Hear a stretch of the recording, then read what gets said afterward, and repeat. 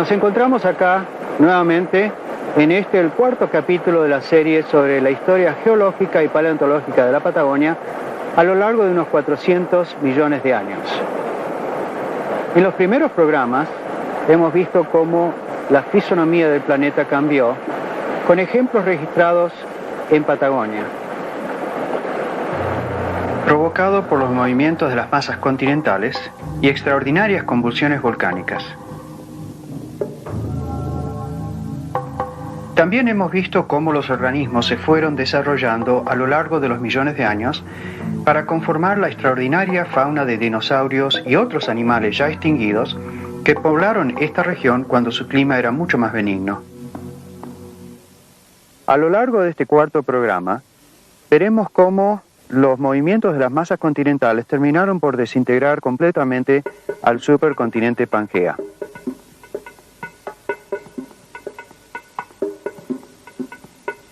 Y cómo los dinosaurios alcanzaron tamaños sorprendentes a lo largo del tercer y último periodo de la era mesozoica, el período Cretácico.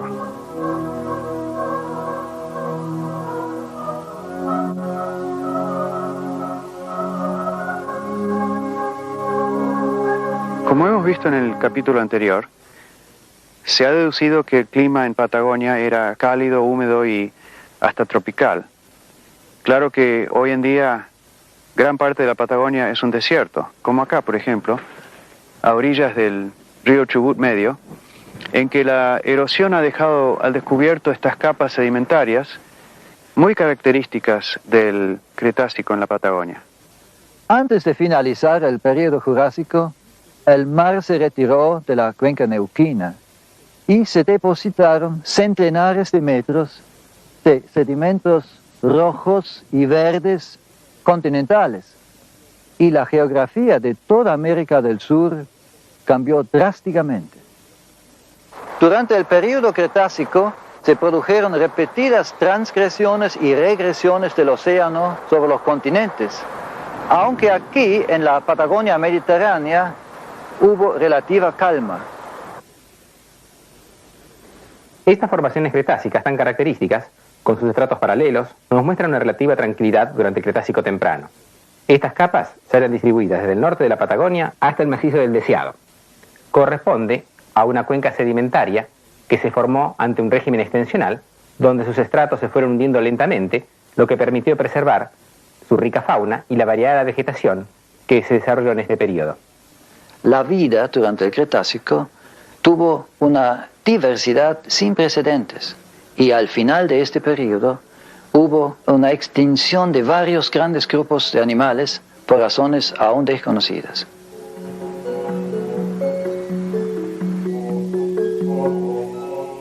Durante el Cretácico se mantuvo la gran separación geográfica entre los dos supercontinentes, el de la Eurasia en el norte y el de Gondwana en el sur. Ese aislamiento se habría producido en el Jurásico Medio al separarse la Eurasia del Gondwana, habiendo avanzado el mar de Tetis hacia el oeste hasta conectarse con el Océano Pacífico. Al aislarse estas dos enormes masas continentales, sus faunas tomaron rumbos evolutivos distintos, de modo que con el pasar de los millones de años, los animales de la Eurasia resultaron ser muy distintos a los de Gondwana. Los descubrimientos recientes de Patagonia nos han permitido reconocer esta evolución diferencial. Así, en la Eurasia fueron los ornitisquios que desarrollaron una variedad grande de tipos adaptativos dentro del reino de los herbívoros. En cambio, en Gondwana, especialmente en Patagonia, se ha documentado que los grandes herbívoros estaban representados por los saurópodos, de estirpe muy distinta a los herbívoros del hemisferio norte. Los saurópodos eran animales gigantescos, pesados y voluminosos, con cuellos largos para poder alcanzar la comida, sea en el suelo, en los charcos de agua o en la copa de los árboles altos. Por su tamaño, los saurópodos son los dinosaurios que más llaman la atención, ya que a lo largo de todo el tiempo geológico no han vivido sobre el planeta animales terrestres tan gigantescos como ellos. Como ven, la diversidad entre los dinosaurios fue realmente asombrosa. Parte de la explicación es que al separarse estos dos supercontinentes y aislarse, dieron faunas endémicas, es decir, locales, autóctonas, de modo que con el pasar de los millones de años, los animales del Gondwana resultaron ser muy distintos a los de la Eurasia.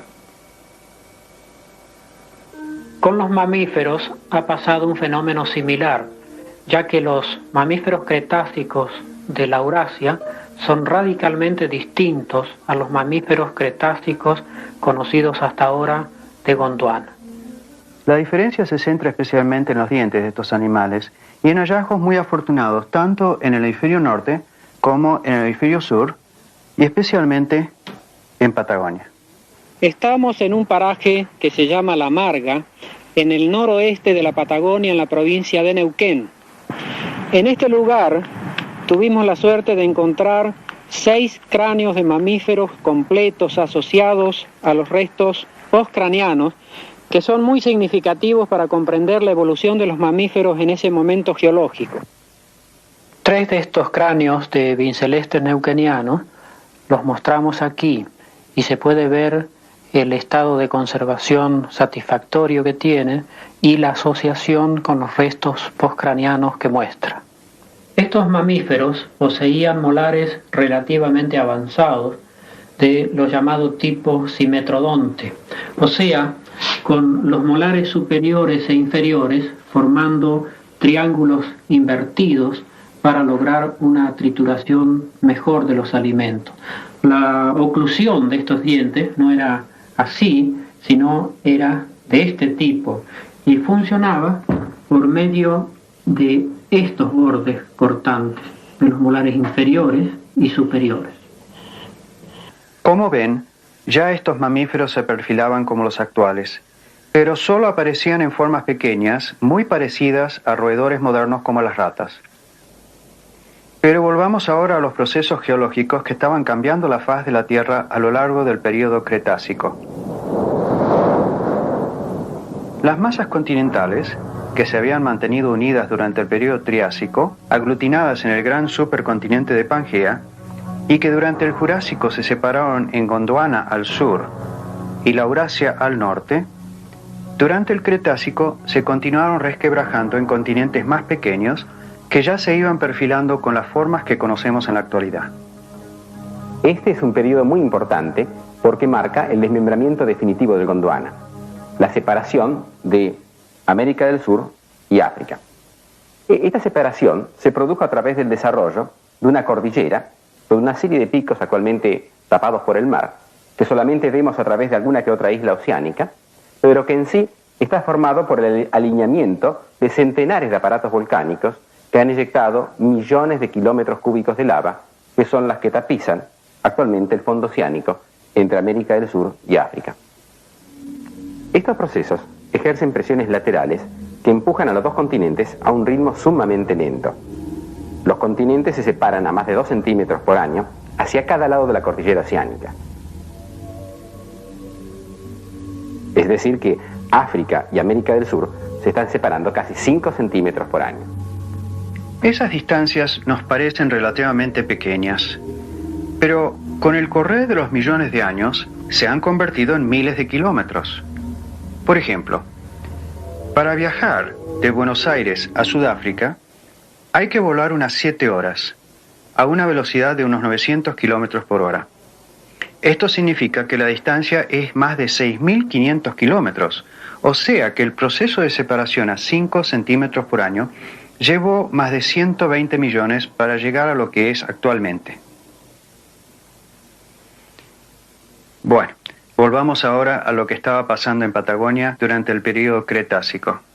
En el Cretácico de Patagonia hubo 2 grandes cuencas marinas. Una estuvo ubicada en el centro oeste de la Argentina y es la que conocemos como Cuenca Neuquina. La otra estuvo ubicada en la Patagonia Austral y es la que conocemos como Cuenca Magallánica o Austral. ¿Se pueden imaginar una costa como esta del Océano Pacífico que en esos tiempos estaba muy adentro de la región patagónica actual? Pues así era. Y este hecho está confirmado por muchísimos elementos encontrados en esos lugares, tanto geológicos como paleontológicos. En quebradas como estas, horadadas por efímeros arroyos, quedan aflorando los fondos de aquellos antiguos mares.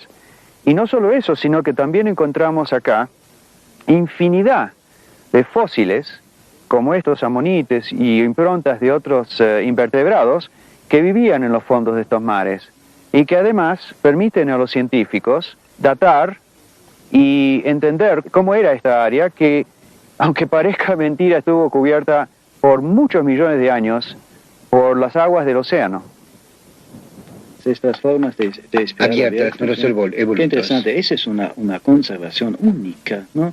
Pocas veces se conservan esas Sí, partes porque internas, ya en ¿no? este caso, en la parte interna, aquí ves, Sí. aquí está quebrado, Ya está ya quebrado. no Es llega muy a dar difícil toda que la se vuelta. conserve. Sí. Durante el Cretácico hubo muchas novedades entre las plantas y los animales, pero es una nueva especie de flora la que le dio a este periodo una atracción muy especial. Las plantas con flores. Para localizar los vestigios más antiguos de flores en Gondwana, vayamos a un remoto lugar de la Patagonia. En un sitio denominado Baqueró, durante este periodo se ha preservado una flora de una manera realmente excepcional.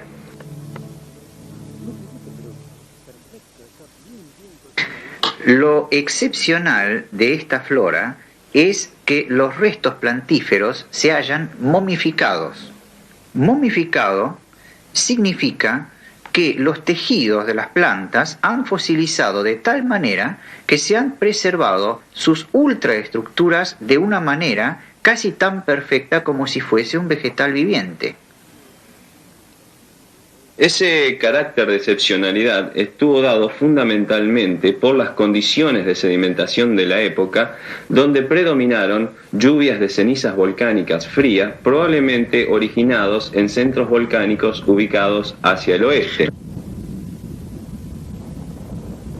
Uno de los rasgos más interesantes de esta flora fósil de Baqueró es el hecho de que aparecen por primera vez en todo el Gondwana las plantas angiospermas.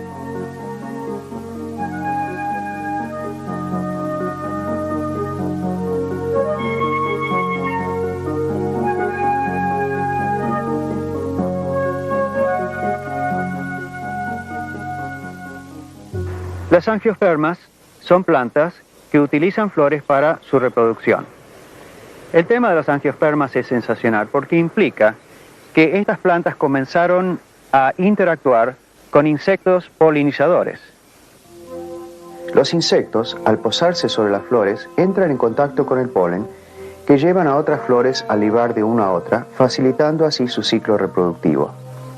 Y el mundo entero cambió su fisonomía con una variedad increíble de formas, perfumes y colores que nos alegran tanto la vida.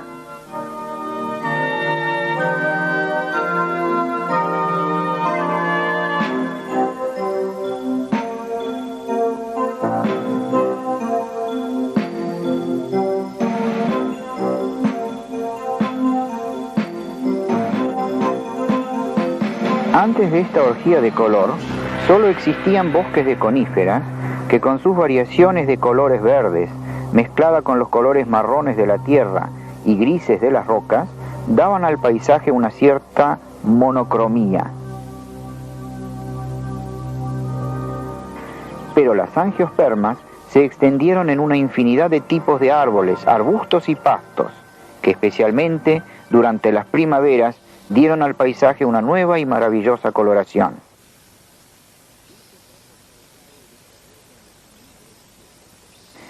Esto trajo aparejado el desarrollo en los animales de ojos que pudieran captar los colores de las flores y frutos para su alimentación y una gran diversificación de insectos que adaptan sus estrategias de vida a las nuevas condiciones ecológicas. Así pues, las angiospermas como estas son el producto de una variedad infinita de experimentos que los organismos realizaron a lo largo de millones de años, que fueron dando nuevas formas, algunas más exitosas, otras que no lograron sobrevivir.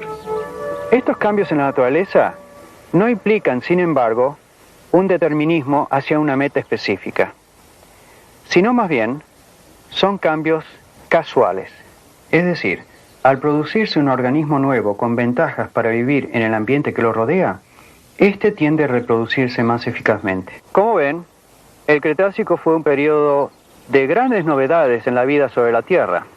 Volvamos ahora a esos tiempos remotos, hará unos 150 millones de años, para ver dónde estaban ubicadas las masas continentales sobre el planeta. Detengámonos un poco sobre el continente del Gondwana, que fue tan importante en la historia de la región patagónica. Este supercontinente se había formado por la aglutinación de diferentes trozos o fragmentos continentales en el pasado geológico. Pero ese continente tenía un gran lago interior que estaba caracterizado por un clima tropical y cuyas dimensiones eran realmente extraordinarias. Muy superior, por ejemplo, a otros lagos conocidos como los que tenemos entre el límite entre Canadá y Estados Unidos. Ese lago fue llenado con sedimentos, esos sedimentos se fueron hundiendo. Ese hundimiento fue posible porque toda la región estuvo sometida a esfuerzos extensionales asociados a la apertura del Atlántico Sur. Aquí, en estratos cretácicos, la corteza terrestre se ha extendido y aquí en el medio se ha caído una cuña y esta cuña los geólogos la llamamos graben. En este modelo vemos que al ejercer un esfuerzo extensional sobre el sector izquierdo del mismo, se origina una depresión o graben tectónico. Estructuras similares se observan en la cuenca del Golfo de San Jorge. En esta cuenca sedimentaria de origen lacustre existió una gran cantidad de algas.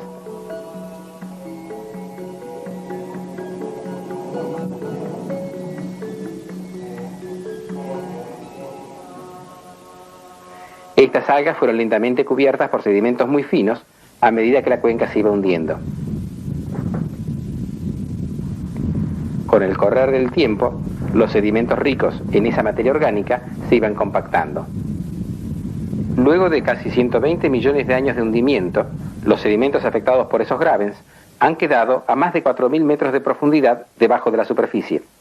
Hoy esos sedimentos, los restos de ese gran lago, están a 4.000 metros de profundidad en este mismo lugar. ¿Qué pasó al irse hundiendo? Bueno, los sedimentos se transformaron en roca. Y la materia orgánica evolucionó, se fue transformando al calentarse, al irse hundiendo y compactándose, se calentó y se transformó en lo que hoy conocemos como petróleo. Nuestro planeta Tierra está en una actividad constante. Todo se transforma, cambia, evoluciona. Es entonces fascinante comprobar que esas transformaciones, a lo largo de los millones de años, engendran un nuevo elemento, el petróleo. El petróleo es de origen orgánico, como antiguas plantas que han quedado atrapadas en las profundidades de la Tierra. Estas plantas se transforman en petróleo gracias a las tremendas presiones y temperaturas que deben soportar. Petróleo es una palabra de origen griego. Petros piedra, óleo, aceite, es una sustancia, es un combustible de origen fósil vegetal que se ha formado por cuestiones de temperatura y de presión a través de muchos millones de años, destilando parte de la materia orgánica vegetal original. Y llega así a nuestros días en forma de un aceite con distinta viscosidad. Para que el petróleo se forme como tal, la materia orgánica necesita ser depositada en una cuenca sedimentaria. Durante la apertura del Atlántico Sur, la Patagonia se resquebrajó y se hundió en parte formando cuencas sedimentarias. Una cuenca sedimentaria se define como una región inestable de la corteza terrestre donde están animadas de continuo hundimiento. Y las mismas cuencas sedimentarias pueden desarrollarse tanto en zonas continentales como en áreas marinas.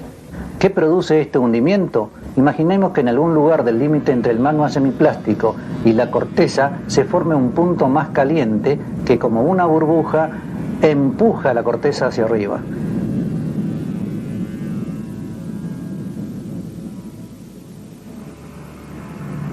Este endemamiento continúa hasta producirse su colapso extensional. La corteza se desploma, dando lugar al desarrollo de una cuenca sedimentaria.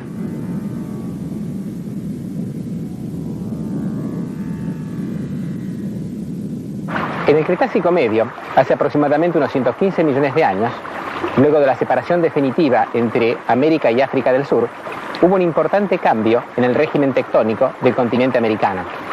Con anterioridad, predominaron los esfuerzos extensionales que llevaron a la fragmentación del Gondwana. A partir del libre movimiento del continente sudamericano hacia el oeste, se inicia un intenso régimen compresivo que está asociado a la fricción entre las placas de América del Sur y la del Pacífico.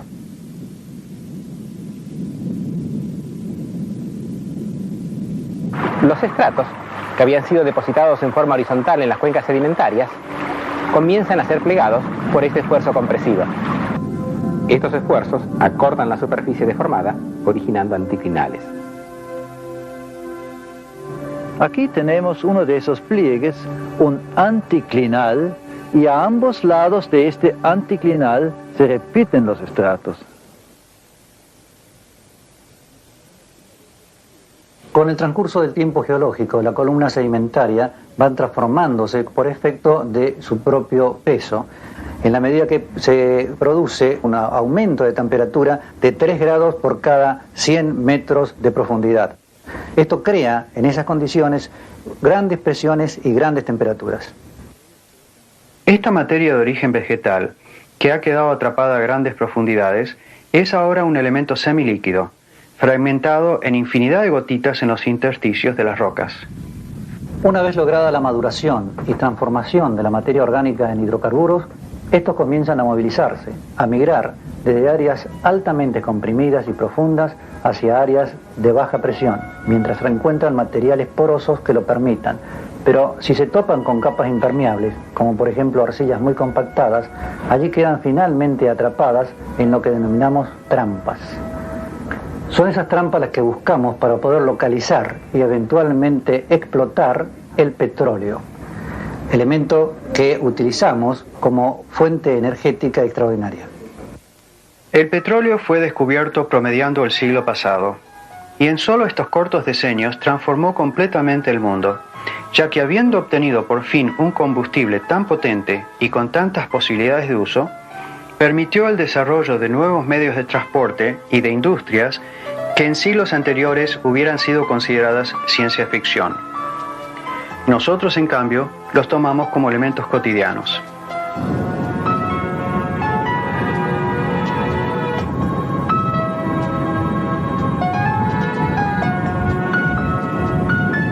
Sin embargo, ya se están buscando nuevos combustibles, nuevas tecnologías, porque tarde o temprano el petróleo se va a terminar. Es un recurso limitado dentro de la Tierra. Si bien la formación del petróleo se remonta a tiempos muy anteriores al Cretácico, en la Patagonia se relaciona con este periodo en que hacen su aparición por primera vez las angiospermas. Bien, sigamos ahora con lo que estaba pasando en Patagonia durante el periodo Cretácico. Recordemos que Patagonia formaba parte del gran supercontinente Pangea, que en este periodo estaba en franco desmembramiento, con América del Sur separándose paulatinamente del África. La temperatura media de la Tierra durante el Cretácico era 6 a 12 grados centígrados superior a la actual. Y no había por ese entonces casquetes de hielo sobre los polos, como los que existen actualmente. Este clima tan cálido producía mucha precipitación, por lo que las condiciones ambientales eran muy propicias para el crecimiento de las plantas que servían de sustento a los grandes animales cretácicos. En este lugar del noroeste de la Patagonia Argentina hemos encontrado los restos de un dinosaurio saurópodo, esos grandes dinosaurios herbívoros, que felizmente se ha conservado gran parte de su esqueleto. Se trata de un ejemplar realmente excepcional, en el cual la distinta posición de las piezas guarda relación con la situación original del animal y reúne una serie de materiales muy diagnósticos que nos sugieren que se trata de una familia totalmente nueva o desconocida. Los materiales extraídos del Chocón han sido traídos al Museo de la Universidad Nacional del Comahue. Aquí los bloques conteniendo las piezas fósiles han sido limpiadas por personal técnico y ha demostrado tener un gran valor, principalmente porque hemos encontrado del 85 al 90% del animal. Esto es muy raro entre los dinosaurios hallados, ya que siempre se encuentran pocos restos. En este caso, el material comprende desde la última vértebra de la cola hasta prácticamente la cabeza entera. Pero hubo otras cosas interesantes que se hallaron en los trabajos de campo. Una de ellas, muy interesante, que hemos tenido la suerte de comprobar aquí, se refiere a las piedras gástricas que ayudaban a la función digestiva y que en este caso las hemos encontrado exactamente entre medio de las costillas abdominales. Estas piedras servían para ayudar a triturar, a macerar los alimentos.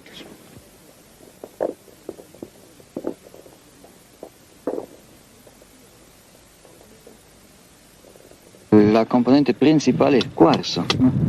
Son rocas bien ácidas, bien duras, ¿no?, que resisten a los jugos gástricos de estos animales, ¿no? Mucho más que si fuera una piedra calcárea. Claro. Una piedra calcárea se disuelve en poco tiempo. Claro. Del estudio de este animal hemos comprobado que presenta grandes similitudes con otros materiales muy fragmentarios hallados en Marruecos y en Níger del continente africano.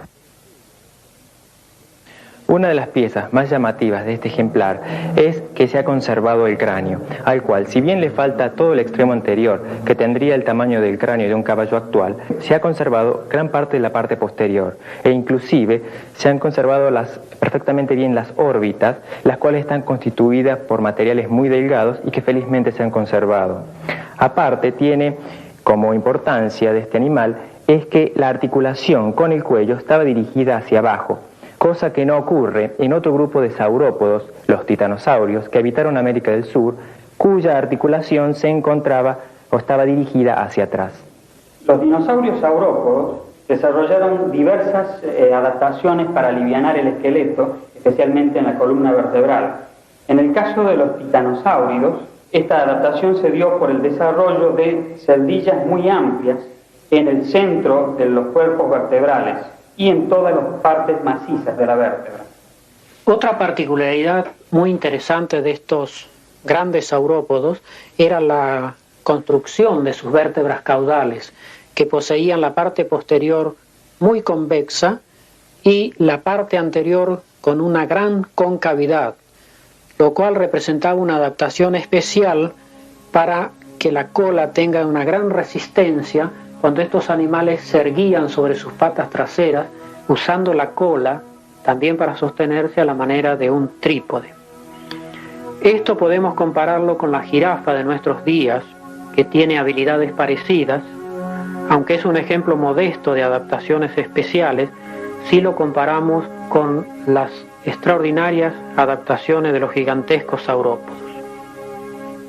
Los dinosaurios titanosáuridos se reproducían a través de huevos de forma esférica que disponían en el suelo ligeramente excavado, en nidadas de hasta una docena de huevos, a veces agrupados muy próximos entre sí.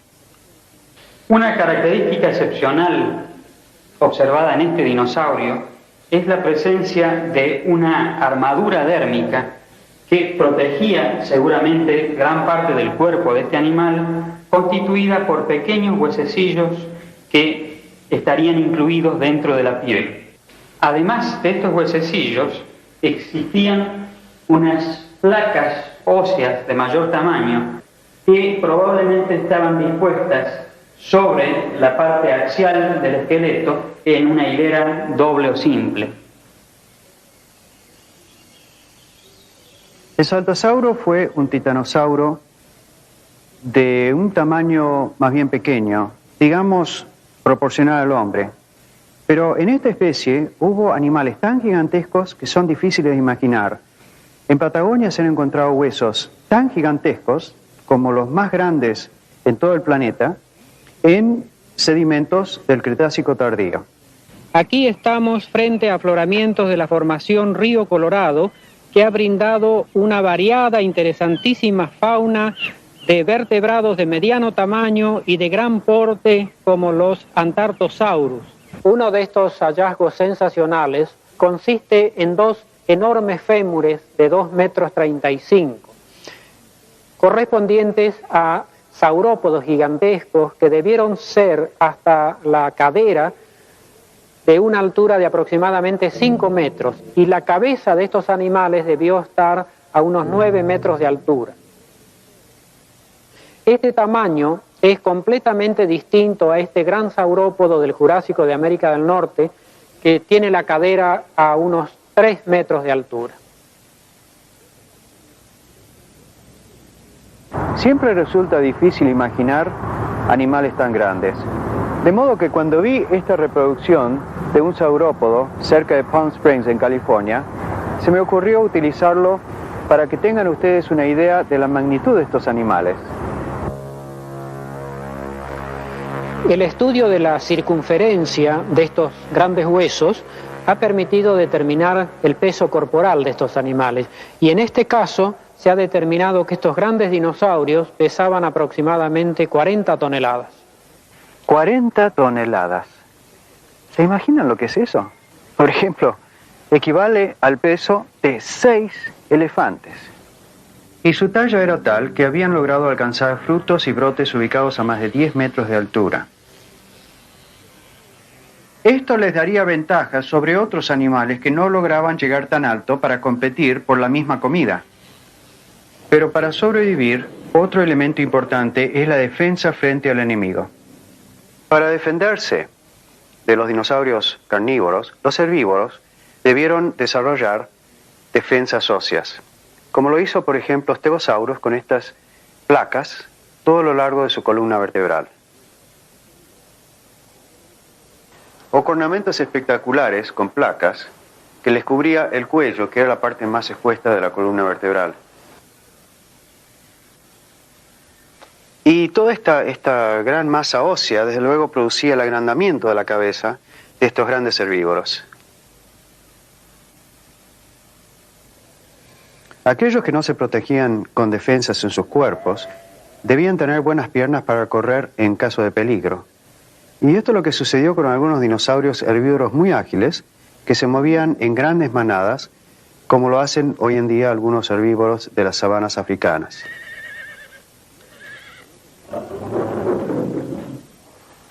Los carnívoros, por su lado, fueron animales mucho más pequeños que los saurópodos, muy ágiles y generalmente bípedos, es decir, se movilizaban sobre las patas traseras, erguidos.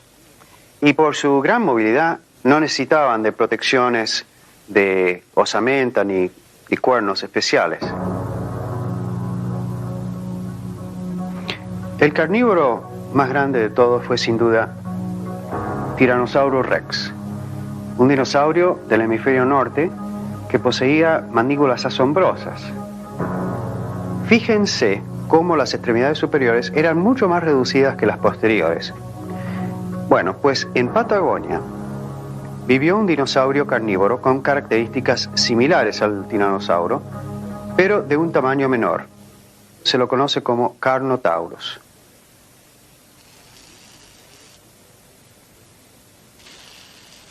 Un descubrimiento extraordinario se realizó en Patagonia en 1984. Fueron descubiertos los restos de un dinosaurio carnívoro totalmente articulados y con una buena porción de la impresión de la piel conservada.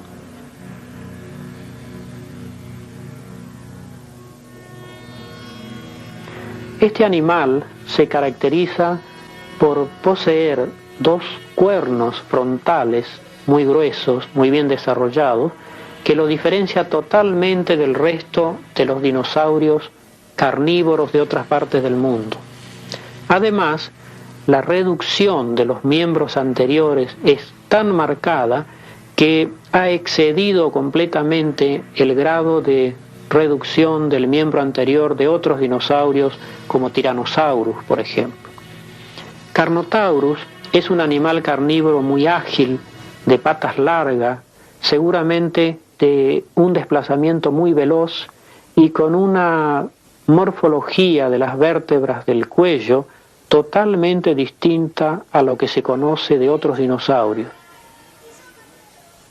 Pero no siempre se tiene la suerte de hallar los huesos fosilizados de animales que se extinguieron hace tantos millones de años. En esta región del río Limay se han encontrado magníficas huellas de un gran dinosaurio que posiblemente se asemejaba a Iguanodon del hemisferio norte y que por el tamaño de sus huellas suponemos que pesaría alrededor de 5 toneladas. De este enorme animal no se han encontrado hasta ahora sus restos óseos en toda Patagonia, pero las huellas son indicadores muy elocuentes de su presencia. Los dinosaurios son tan espectaculares y fascinantes que nos olvidamos de otros habitantes del Cretácico que también poblaban el mundo y cuyos descendientes han llegado hasta nuestros días. Por ejemplo, los cocodrilos, que los hubo, y los hay, de los más diversos tipos y de los tamaños también muy variados. Estamos en la parte inferior de la formación Río Colorado, que ha brindado una cantidad enorme de fósiles de mediano tamaño, diversos animales de pequeña talla, especialmente cocodrilos, como el caso de estos restos que vemos acá, que se tratan de huevos de cocodrilos, muy abundantes en estos afloramientos, fuertemente erosionados por el viento del sudeste que azota estas lomadas de la formación Río Colorado.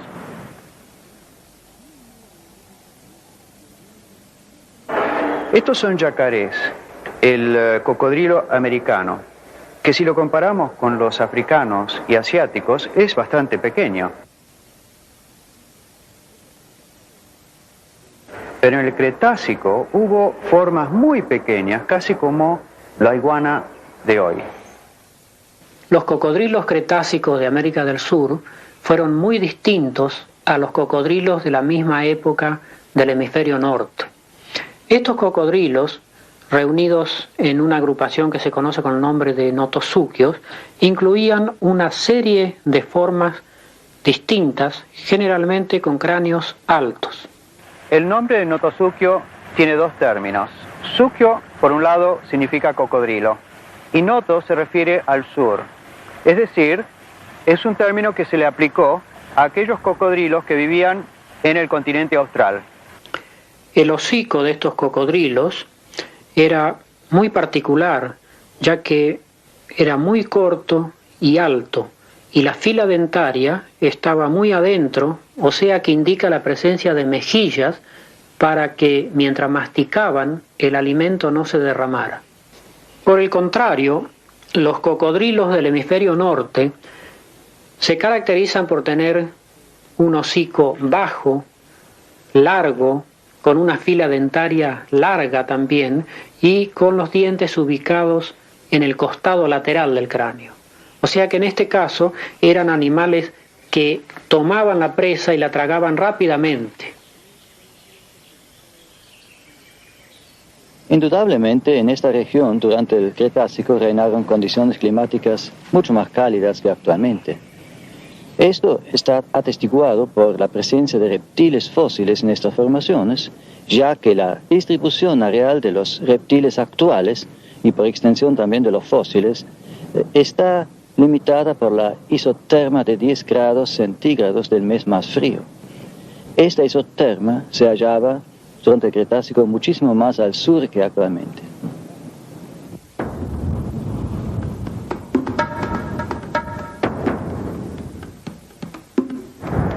Mientras tanto, y a medida que se iba abriendo el océano Atlántico, separando a los continentes de África y América del Sur, iba invadiendo el agua en las brechas cuyos bordes ahora se transformaron en playas atlánticas.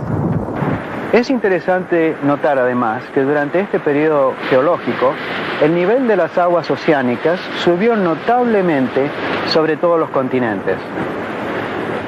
¿Cómo es posible que esto ocurra si en realidad el volumen de las aguas sobre el planeta se mantiene constante? Una de las posibles explicaciones del avance de los mares sobre los continentes reside en las dorsales centrooceánicas. ¿Qué pasa en estas cordilleras oceánicas?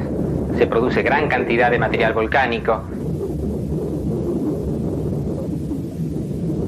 Ese material volcánico desplaza el agua de los fondos oceánicos, el agua es trasladada hacia los continentes y los continentes son inundados con ingresiones marinas. Hay una relación directa entre la actividad de las dorsales centrooceánicas con las ingresiones que se registran en los continentes. Esta invasión marina sobre gran parte de Patagonia produjo una disminución de los hábitats para las faunas terrestres y un incremento notable del hábitat de los animales marinos. Sedimentos de este tipo se depositaron en la mayor parte de Patagonia y corresponden a depósitos marinos que cubrieron y persistieron durante unos 15 millones de años y donde se encuentran restos de plesiosaurios y otros organismos marinos. Los plesiosaurios fueron grandes carnívoros que predaban evidentemente sobre los peces acorazados de aquella época y particularmente sobre otros reptiles marinos. Estos huesos corresponden a fragmentos de un esqueleto de plesiosaurio y se ven algunas piezas interesantes, este fragmento de vértebra muy bien conservado y diversas piezas de las aletas natatorias, falanges principalmente.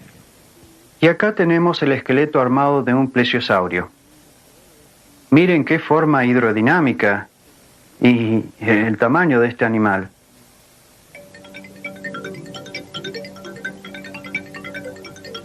Más al oeste, en la provincia del Chubut, en rocas del Cretácico tardío, se encontró este peculiar plesiosaurio de cráneo bajo y de gran cantidad de diminutos dientes.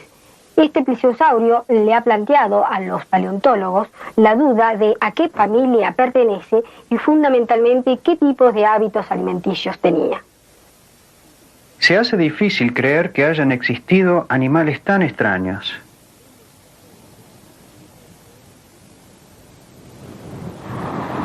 Y ahora, recapitulemos un poco. Después de una relativa calma geológica durante el Paleozoico y principios del Mesozoico, ya para el Jurásico el supercontinente Pangea se empezó a desmembrar y esto trajo aparejado muchos problemas. Por ejemplo, se sabe que el clima del Mesozoico fue muy parejo, muy uniforme y cálido en todo el globo. O sea, la uniformidad climática es una de las características de esta era. Precisamente esa uniformidad comienza a romperse a los fines del Cretácico.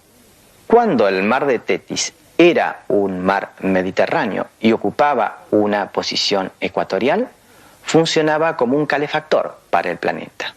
Pero cuando empezó a avanzar hacia el oeste hasta conectarse con el Océano Pacífico, tuvo lugar la aparición de corrientes oceánicas. Y eso tuvo una importancia muy, muy grande.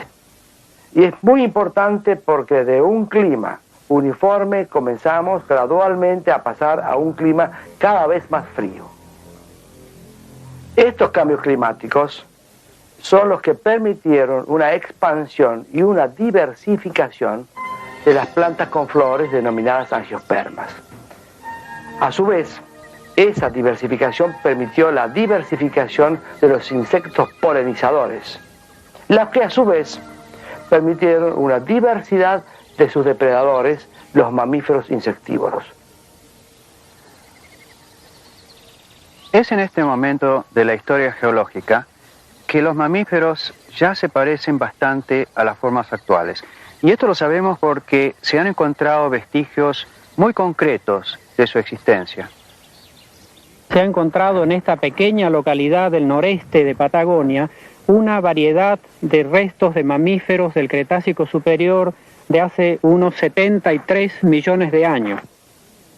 Estas son las primeras evidencias que nos demuestran qué tipo de mamíferos existieron durante esa época en América del Sur y muy probablemente en Gondwana, y que demuestran que los mamíferos del Cretácico superior de América del Sur han sido totalmente distintos a los que se encuentran en la misma época en la Eurasia.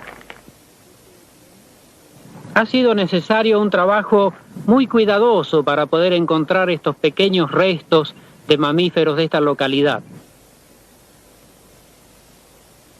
El concentrado de sedimentos que se trae del campo se lo revisa minuciosamente en el museo y se debe separar de la roca las pequeñísimas piezas óseas de los microvertebrados, especialmente los molares de mamíferos. Para estudiar estos dientes, que son tan diminutos, se han hecho estos modelos muy agrandados. En el hemisferio norte se ha documentado la presencia de mamíferos llamados tribofénicos, provistos de dientes con caracteres muy especializados para una masticación muy eficaz, muy triturante. En Gondwana, por el contrario, los mamíferos conocidos en el Cretácico superior son de un tipo muy distinto a los tribofénicos, y aunque poseen denticiones muy derivadas, muy avanzadas, corresponden a un linaje de mamíferos totalmente distinto. Esta información es muy importante, ya que nos permite pasar de una hipótesis a un hecho, por cuanto el aislamiento de las faunas continentales de la Eurasia y Gondwana está muy bien reflejado en los caracteres de las faunas de ambos supercontinentes. Este prolongado aislamiento, de aproximadamente 70 millones de años de duración, finalizó en el Cretácico superior al unirse América del Sur con Centroamérica y probablemente África con el sur de Europa. Esta conexión fue muy breve en términos geológicos, pero fue suficiente para que un grupo de mamíferos del hemisferio norte, que ya se estaban perfilando como los ungulados, es decir, caballos, corredores herbívoros, pasaran por este puente a América del Sur hará unos 68 millones de años atrás.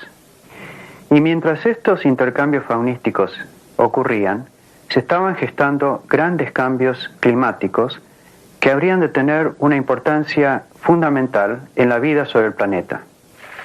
Después de largo tiempo de uniformidad climática durante la era mesozoica, se instalaron a fines del Cretácico condiciones de clima más frío, y con esto una clara zonación climática entre zonas cálidas ecuatoriales y zonas más frías polares. Los cambios climáticos impusieron nuevas situaciones, un nuevo escenario que ya no era más apto para los que habían sido los elementos dominantes hasta ese momento, los reptiles y fundamentalmente los dinosaurios.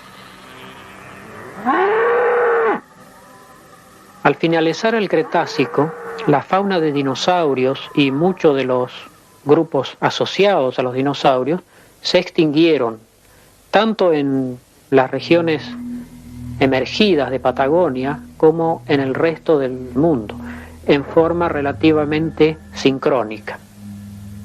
Hasta el momento no se han logrado explicaciones satisfactorias para comprender la extinción de estos grandes grupos de vertebrados en todo el mundo. Se ha pensado que la zonación climática que comenzó a definirse a fines del Cretácico habría afectado los hábitats. Se ha pensado que el surgimiento de los mamíferos pudo afectar la reproducción de estos animales. Y más recientemente se ha pensado en el efecto catastrófico de un meteorito que habría acarreado un invierno muy prolongado en el planeta. Pero ninguna de estas hipótesis ha satisfecho la curiosidad de los científicos. Y lo cierto es que los dinosaurios se extinguieron para siempre y su lugar fue ocupado por una variedad enorme de mamíferos.